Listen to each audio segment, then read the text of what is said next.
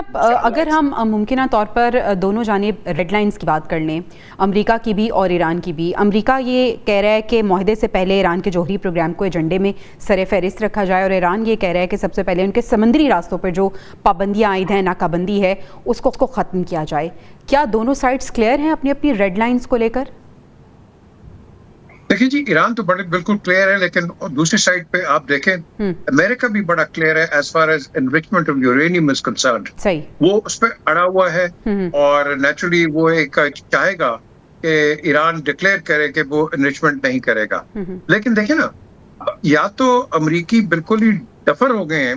1968 में ईरान ने NPT sign किया है। देखिए ना, जब उसने एनपीटी 1968 में साइन कर दिया है, तो why don't you go on that? ये तो रेसेंड आपने किया है, ईरान ने तो नहीं किया। ये जो आपने जो स्ट्रेट ऑफ हॉर्मुज की हम बात करते हैं, ये तो अमेरिका ने एनफोर्स किया है, वरना ये खुला था रास्ता। किसने कहा था कभी बंद करो? ये तो अगर अमेरिका ये जाराना अब ये हमले ना करता और इस तरह की हरकतें ना करता, आपको स्ट्रेट ऑफ हॉर्मुज में कोई प्रॉब्लम नहीं थी। लेकिन आपने एक पेंडोरा बॉक्स खोल दिया है, और उस पेंडोरा बॉक्स को ईरान इस वक्त फुली एक्सप्लॉइट करेगा। वो इसको कंप्लीटली एक्सप्लॉइट करेगा। देखो ना, जब वो कहते हैं कि हमने आपके बड़े शिप्स उड़ा दिए, उन्होंने एक आप कह लो कि एक guerrilla warfare through gun boats शुरू कर दिए। उन्होंने छोटी जो फास्ट बोट्स हैं उसके थ्रू उन्होंने अटैक करना शुरू कर दिया।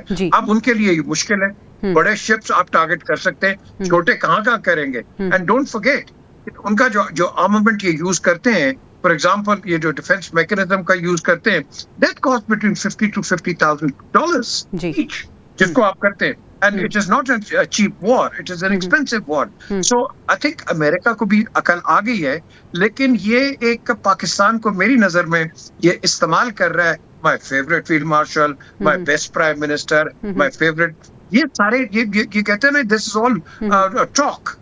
रियल टाइम जब होता है ना, Americans don't have any friends and neither do we. तो ये हमें भी बड़ा केयरफुल होना चाहिए, because they are always careful. इन्होंने पूरी दुनिया को इस्तेमाल किया है, और जिस रेटोरिक से ये निकले हैं कि पहले आपने वेनेजुएला, फिर ग्रीनलैंड, फिर उसके बाद क्यूबा, एंड देन उसी हाई के ऊपर आपने ईरान पे अटैक कर दिया, लेकिन ईरान पे आपको एक रेजिस्टेंस मिली। तो जो वो एक मिथ, अमेरिकन मिथ, वो मिथ जो है वो डैमेज हुई है। America will always remain a super power, no questions about it, but वो मिथ जो है, अमेरिकन मिथ, अब आप देखोगे कि इस तरह के मिस एडवेंचर्स ये नहीं करेंगे। बट इस वक्त मैं बार बार कहता हूँ कि the Americans and the Iranians, they have to come to a table. अभी साजिद साहब ने बड़ी अच्छी बात की, आपका कोई भी कॉन्फ्लिक्ट दुनिया के अंदर हिस्टोरिकली चले जाए, apart from peace talks, apart from negotiation, कहीं नहीं खत्म होती। जंग से जंग नहीं खत्म होती है, हमेशा बातचीत से खत्म होती है। तो I think it is time कि ये करें, क्योंकि एक लचक हमने देखी है कि जब उन्होंने अटैक किया है यूएई के, उनके जो मिसाइल, उनके जो बेसिस के ऊपर, तो हेक्सेट ने क्या कहा है, the peace is still there. So वो इतना ओवर एक्सुबरेंट नहीं हुआ।